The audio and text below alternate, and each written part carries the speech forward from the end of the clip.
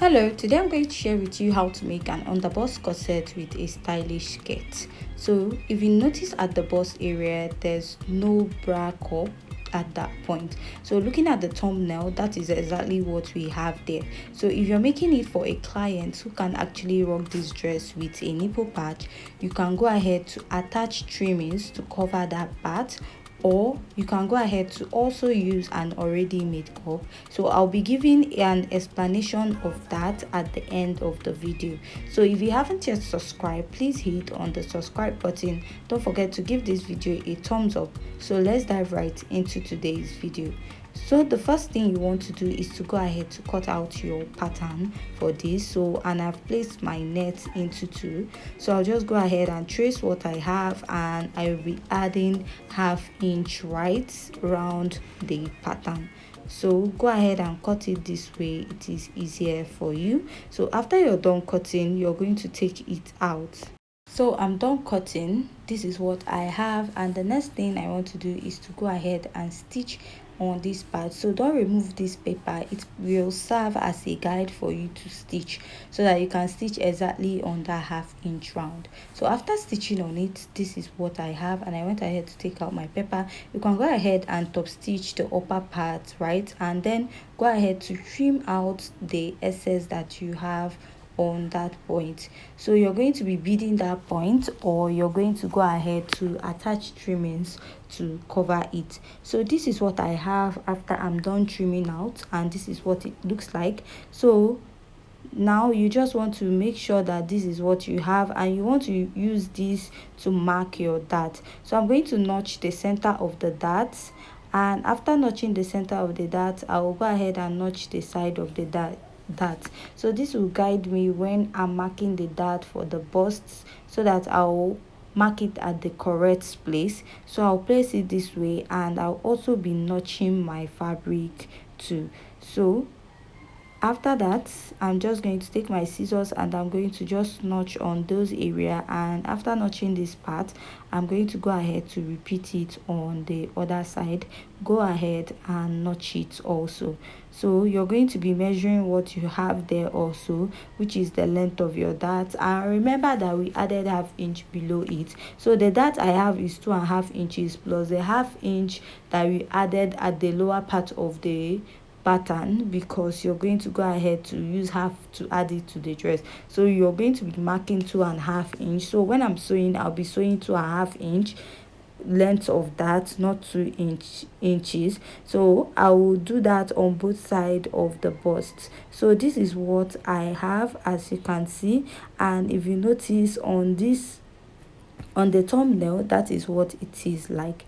So I'll go ahead and bring the lower part of my pattern, and I went ahead to add ½ inch by the side and the upper part on the lower part, and I ironed gum stay on my cup. So this is what I have now. I'm going to go ahead to join it. You can go ahead and iron a stay on it. So whatever I do on this, I'll also be doing it on my lining. So this is my main fabric and my lining. Now you want to join the cup to it, so go ahead and place it this way, and after getting the middle right now, you're just going to flip it the other way and you're going to pin. So pinning it will actually help you. So if you're even finding it difficult, you can go ahead and pin it all through. So from that part, you're going to sew with ½ inch, turn it and sew with ½ inch till you get to this end. On the other part also, you are going to repeat the same thing, stitch on the upper part, and you're going to sew with ½ inch right around it. So after you're done joining it, this is what you're going to have. Now you're going to go ahead and place your lining to and join. So but before doing that, I'm going to go ahead to join my back pattern, and this is what I have, and I added ½ inch round on the pattern. So now I'm going to notch the upper part, the side going towards the side I'm going to join, so that it will make it easy for me to know the part to join when I'm sewing. So go ahead and unpin my pattern, and this is what I have. On the lining, I'll be ironing gum stay to it, and I'm going to also join it just the same way I'm joining the fabric. So now I'm going to be placing it accordingly, just this way, and I'll go back to the machine to join it with 1/2 inch on both sides, and then repeat the same process on this side also.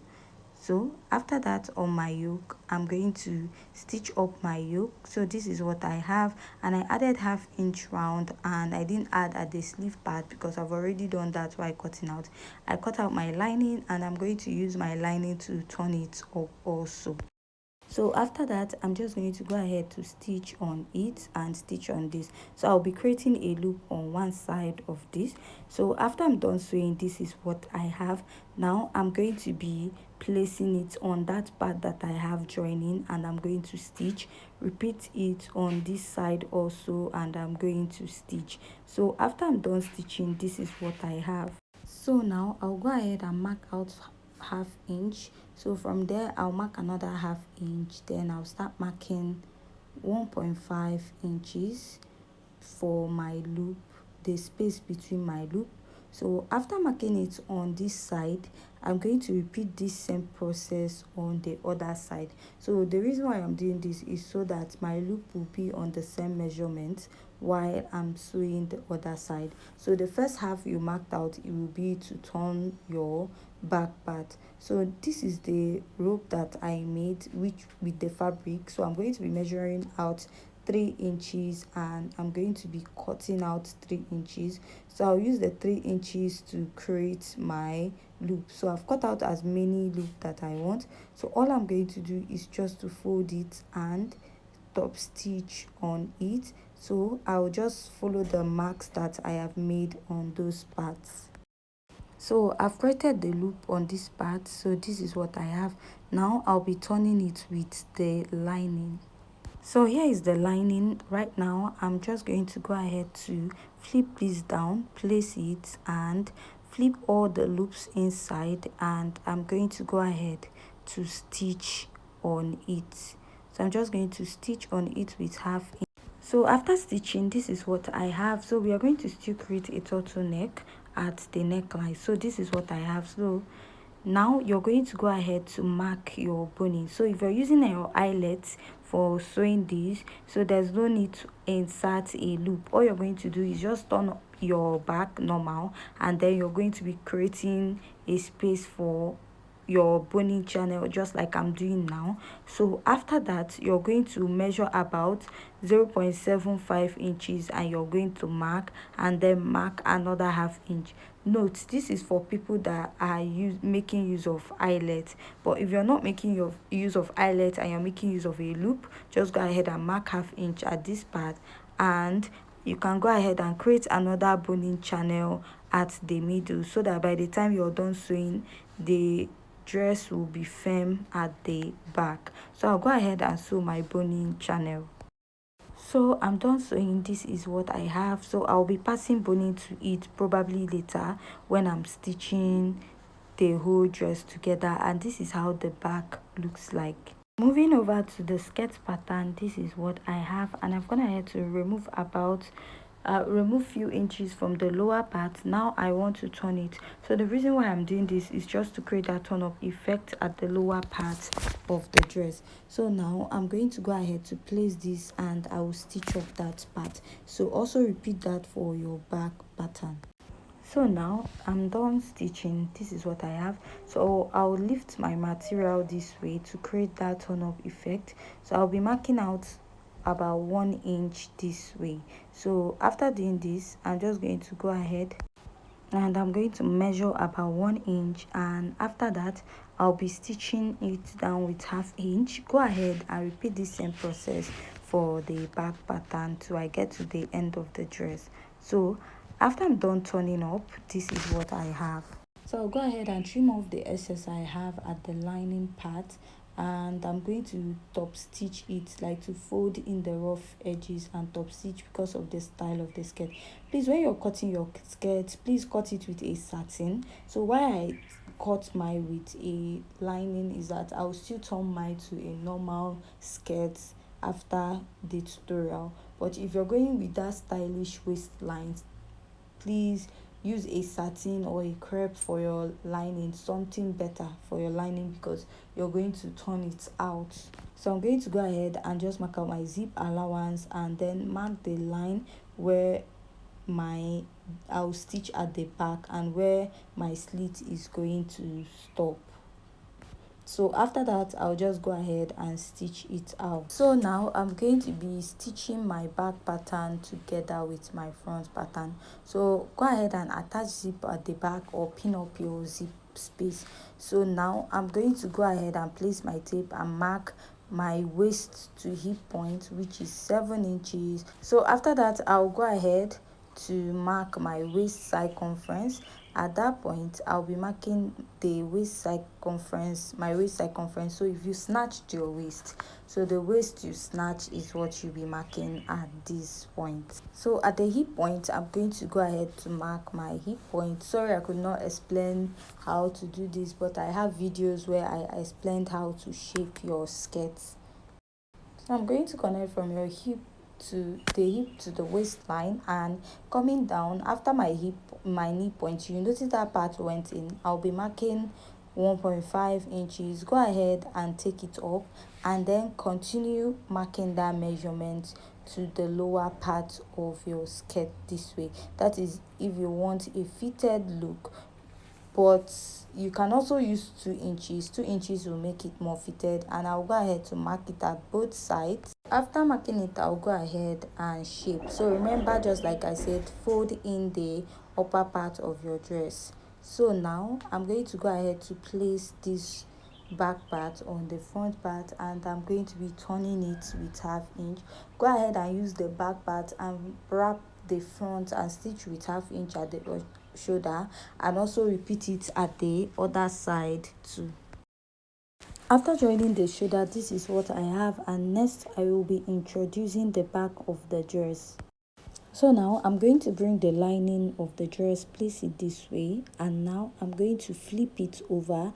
So pin to this point, and you're going to start stitching from that side, stitch to the other side. So stitch on that same line you use in joining it, and repeat the same process also on the other part. Start from the middle, start stitching to the other side also. So after I'm done sewing, this is what I have. Go ahead to flip and stitch the side. So after you're done stitching, go ahead and flip it to the other side. Now you're going to place your back and your front together, and you're going to go ahead to stitch. But before you stitch, you're going to go ahead and create boning channels on your dress. To create that, you're just going to mark it out the areas you want, and you're going to go ahead to top stitch on it to create the boning channel. So create as many as you desire for this particular pattern. After that, go ahead and place your pattern, and you're going to stitch it with 1 inch because we added 1.5 inches to the sewing allowance. So what I have left is 1 inch. So after stitching it, I noticed that the sides are not corresponding, and all I'm going to do is just to trim it out. So after I'm done stitching, this is what I have, and the next thing you're going to do is just to go ahead to pass your boning at your boning channel. So before I do that, I'll go ahead and add a sleeve to this dress. So I went ahead to cut out a basic sleeve for this. So I didn't cut out exactly what we have on the thumbnail, so I'm going to go ahead to also place and attach to my dress. So after I'm done attaching, this is what I have, and next you want to wrap up the lower part of your dress. But before you do that, go ahead and insert your boning to your boning channels. So at this point, if you find this tutorial very interesting and educative, please leave your comment at the comment section. And if you haven't subscribed, please subscribe to my YouTube channel and give this video a thumbs up if you haven't. So now we're going to go ahead and wrap the lower part of this dress. So now I went ahead to cut out this strip of fabric, and I'm going to fold it in. So I'm going to start sewing from the back, and I'll sew with 1/2 inch. After sewing, I'm going to go ahead to fold it to the front part and top stitch, just like you're attaching bias to a dress. So after you're done sewing, this is what you're going to have, and this is what I have. This is what mine is looking like. So next we're moving to go ahead to attach the neckline, like the turtle neckline of the dress. So you're going to go ahead and measure what you have round. So after I'm done measuring, this is what I have cut out. So there's a way to cut out your turtleneck so that by the time you attach it to the dress, it won't gape. And I went ahead to turn it all in, and I'm going to be stitching it with 1/2 inch to the neckline, and at one end of this I'll be inserting a loop, the part that has a loop. I'll be inserting a loop to it. So go ahead and stitch with 1/2 inch. So for the turtle neckline, I cut out about 2 inches. By the time I added it with 1/2 inch, I have 1.5 inches remaining.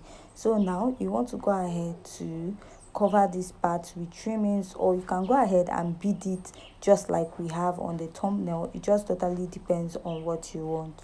And also at the underburst area, I will still be attaching my trimmings to it.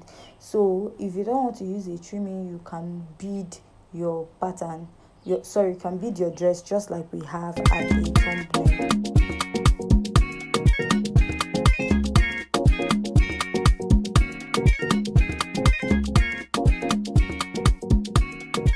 So after that, this is what I have, and now we are going to be placing the skirt on the dress. So this is the skirt, and I went ahead to top stitch it just like I said, and I inserted my zipper. Now the next thing, you want to mark your shoulder to waistline on your dress. So I'll go ahead and place and mark my shoulder to waistline. At the back also, I'm going to repeat the same process. Mark my shoulder to waistline, connect it to the front, and on the other side also I'll also do that. Place my tape, mark my shoulder to waistline, and mark. Now you'll be introducing your skirt pattern to this dress. So now go ahead and mark out the center of your skirt by folding the middle the skirt, and mark out the waistline this way. After marking it, I'm going to go ahead and place it on that line that I marked out for the waistline, and I'm just going to go ahead to pin it all the way down to the waistline of this dress. So after you're done pinning it, you're going to also pin the back also on that line that you made. So this is it. Just go ahead and pin it down. So after pinning it down, we are going to go ahead to slash the dress by the side. So mark the side of your skirt and where you want the envelope effect of the skirt to stop.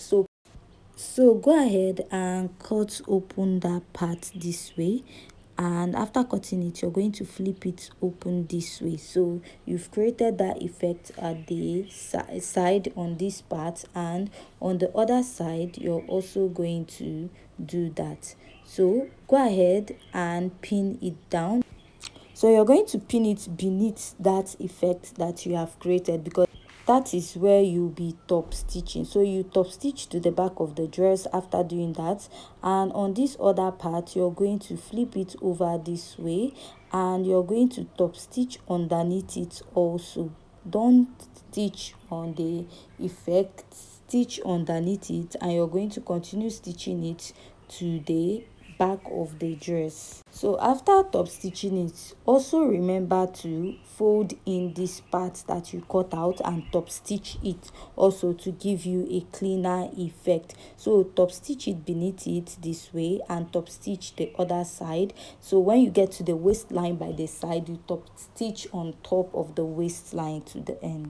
So after top stitching, you want to go ahead and add like little design. You can go ahead to add appliques to that part and go ahead to bead it, right? So now at this part, you notice that on the thumbnail there's no bra at this part, so you can go ahead and wear it with a nipple patch, or you can go ahead to bead it, add trimmings on this part, or you can use your already made cup, place your already made cup on this part and top stitch it on it. So this is how to cover this part. So this is what I have after I'm done sewing. So if you find this tutorial very interesting and educative, please hit on the subscribe button. Don't forget to give this video a thumbs up, and see you in our next video. Thanks.